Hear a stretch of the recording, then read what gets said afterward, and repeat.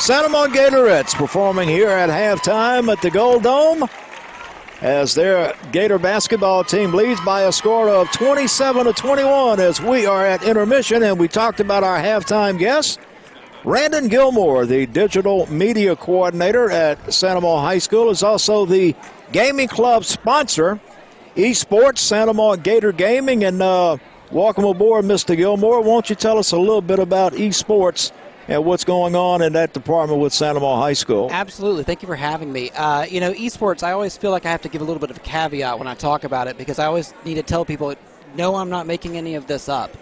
But esports is kind of a catch-all term for competitive video games kind of being played at a high level. And you have, if you click around on ESPN.com right now, you will find coverage of professional esports. Yes, it does exist. At ULL and LSU, you have college-level esports growing, and yes, they have it at the high school level as well. And I'm happy to say that Santa Monica High School has been competing at a high school level in esports for, well, this is our second year now. Well, you've been at Santa Monica High School for 8 years. What got you involved with the esports? Well, you know what's nice about esports, and like I said, it's a catch-all term for any sort of competitive video game playing.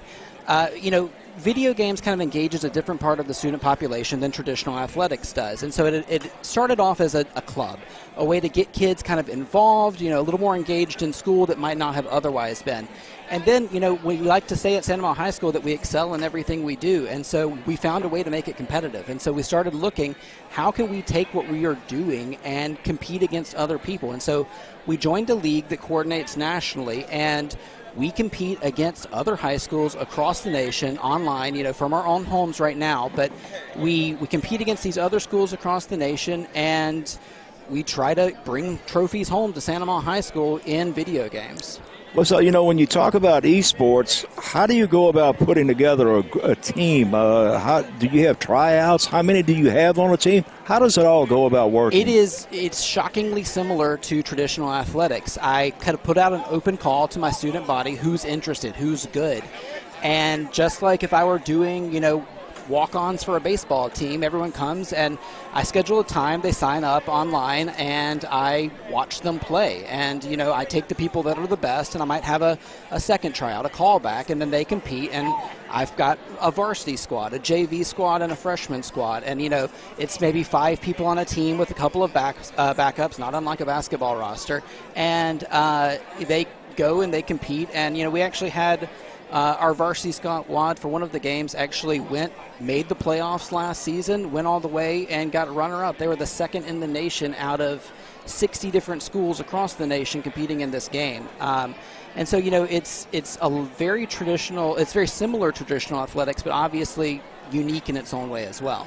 Does the team change much from year to year, or does someone from, say, freshman year stick with it for all 4 years, or how does that work? Well, we're still new, so it's still kind of remaining to be seen. Just like any sort of traditional athletics, I found that there are team leaders, these personalities that it's not always the best player on the team that's the one that's the most motivating, but sometimes it is. And so, what I'm looking for is kind of making sure that the program continues to grow. So I've been kind of building my freshman talent at the same time as kind of encouraging senior leadership. You have to really think about it in these sort of traditional terms, or you'll find that your talent burns out and you've got nothing left. So it's important to kind of grow that in-house and make sure that you're doing what you need to do. Just trying to understand it with the esports, I would think it's something that you would enjoy practicing, right? Yeah, unlike, say, having to run in right. I always sport. tell my students, like, hey, you get to do this one in the air conditioning. But it is something they enjoy practicing, but there is a seriousness element to it. If you're going to really get good and be one of those top players, you have to practice, and there is an actual discipline involved in it. There's times when you sit down and play for fun, and there's times when you have to sit down and be like, we mean business. Tonight we are trying our best. We're going for the best. It's the difference between a pickup game of basketball at the park and trying to, go make the playoffs and the high school playoffs. So it's fun to practice, but there's also times to get serious about it. Well, as we wrap it up, what's the the next things coming up as far as what you're shooting or gearing for with the esports at Santa Monica High? What I'd love to build is I'd love to see local rivalries grow. I'd love for EA to have a team. I'd love for Dutchtown to have a team. I'd love to see Santa Monica High School not just grow on a national scale, but I want to build a local community and really kind of see what we can do to kind of see that happen. Well, Mr. Gilmore, thanks for stopping by. We're going to be checking back in with you as time goes on and see how things are going. Oh, thank you so much for having me.